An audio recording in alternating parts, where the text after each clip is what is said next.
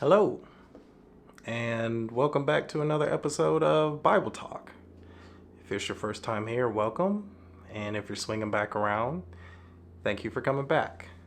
So today I want to talk about losses. We're all going to lose something important to us.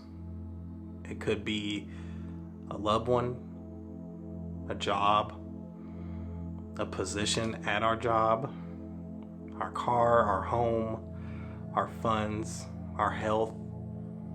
The list goes on and on and on. And in this time of frustration, struggle, dealing with this anger, the vexation, as you will, we tend to give all this emotion, especially our anger, to God. And I couldn't help but think this reminds me of the story of Job. See, now Job was a man of unmovable faith and was blessed far beyond the average person in his day. He had a plethora of livestock. I don't want to pull a random number out of there, but he had plenty of livestock. He had so much livestock, he had servants to help him with his livestock. Of course, you need a place to put the livestock. He had land. He built that land up from the ground up. And of course, he had children. 10 to be exact. 7 boys and 3 girls, I think. So, he had everything. Of course, he was a man of worship and praise with so much he had and was thankful for. Job's faith was so strong, so legit, I guess you could say, that even God himself boasted about Job. That's how faithful Job was. God knew who Job was. But see, here's where the story gets interesting. Satan, like he always does, ruining people's plans, comes around and makes a bargain, more or less, with God. God asks Satan, "Have you heard about my boy Job? You see him? He's nice, right? He worships me all day, every day." Satan rebuttals God's words and says, the only reason he's worshiping you is because he's blessed. Of course he worships you. He's got everything. Why wouldn't he? He doesn't know hurt. He doesn't know pain. These weren't the devil's words per se, but I'm just kind of making up the conversation in my head. So the devil, I say again, makes a bargain with God. And he asks God, let's see if Job really is faithful. Let me touch him. Let me take something from him. God says, okay, one condition. You can't kill him. Now, I'm already thrown off and really surprised at God's actions, literally bargaining or betting on someone like this. I guess I wouldn't call it gambling, but it was very surprising to me. So Satan goes and takes everything from Job. Not just one thing. He hit him again and again and again. He took away his livestock. He took away his land. The land went bad. The livestock died. And the worst thing, all of his children died. Now just marinate on that for a minute. Put yourself in a place of the last time you were really hurt. And imagine getting hit with that threefold. Not saying what happened to Job is more relevant or means more than what happened to you. But I think we can all agree if some of us out there lost our jobs, lost people we loved, multiple people we loved in the same day, especially family, and let's just throw a pet in there. We know how people love our pets nowadays. You guys it just wouldn't be a good day. Some of y'all will lose your minds if you don't have your phone. Literally, some of y'all don't know how to act. You leave your phone at home, it's the end of the world. So, let me get back on story. Everything is taken away from Job. Job, in his despair, praises God. He still thanks God. He still worships God. Thankful. Again, unmovable faith. I think we can all agree most of us would be pretty just over it. And not to say we wouldn't go to God, but man, it would really hurt. It would really hurt. So, Satan goes and visits God again. God, of course, he's got something to say. So, you see my boy Job? Told you. Satan says, no. That don't count. That's not valid. Let me try one more time. Let me give him another one. God says, all right. One condition. You can't kill him. Satan says, cool. I'll be back. Satan then affects Job's health.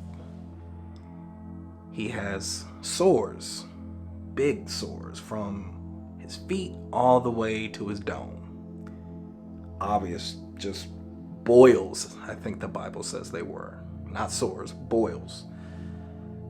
They itched, they bled, just the worst skin condition you could think of. And back in the Bible days, it wasn't like you just go to the ER, you had to deal with it. After Satan attacked Job's health, this is when things got real. Job's wife even told him to curse God. Told him to curse God and be through with him. What has been done to you, what has happened to you, there's no way a God exists. Can't happen, there's no way. Job more or less ignores her. Of course he has something to say, but he's not going to do that. But he is upset. He is questioning and wondering why things are happening to him. He goes to his friends, men of God themselves. But their opinions, they shake Job up. They're telling him, you did something. God just don't punish people like this for no reason, Job. What did you do? What's going on? Are you lying? What did you do? You can't hide the truth from God, Job. Job pleads with his friends, gives his opinions, but in the end, he ends up going back to God and asking God, why? Why did you do this to me? Why did I deserve this? What's going on? Just answer me, please. And God responded. So in this moment, God puts Job in check. And he reminds Job exactly who he is. He reminds him who created the universe. He reminds him who moves the earth. He reminded him about the animals and the beasts that he's made. He reminds him that God is everything. God's wisdom works through everything. you must understand through your struggles, through your grief, through your hurt and your pain, that God's wisdom and understanding of what He has in store for you means more than your pain, your suffering. And I know that sounds crazy. But the only person or the only being that can see beyond present day, the here and now, is God. That job you were fighting for to stay on, you have no idea what God has for you in the next year or two. You have no idea.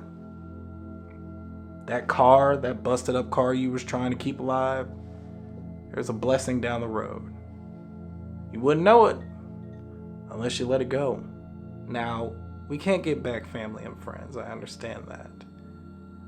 But it's still something that we should not be angry with God about.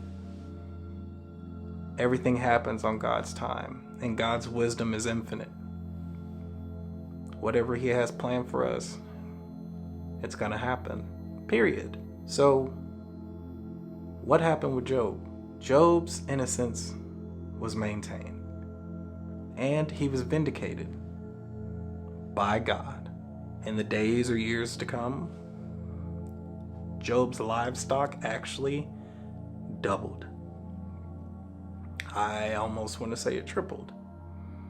The land that was demolished, he built it back up. The children, his children that he lost, he had 10 more children. Not only that, he lived a long, prosperous life.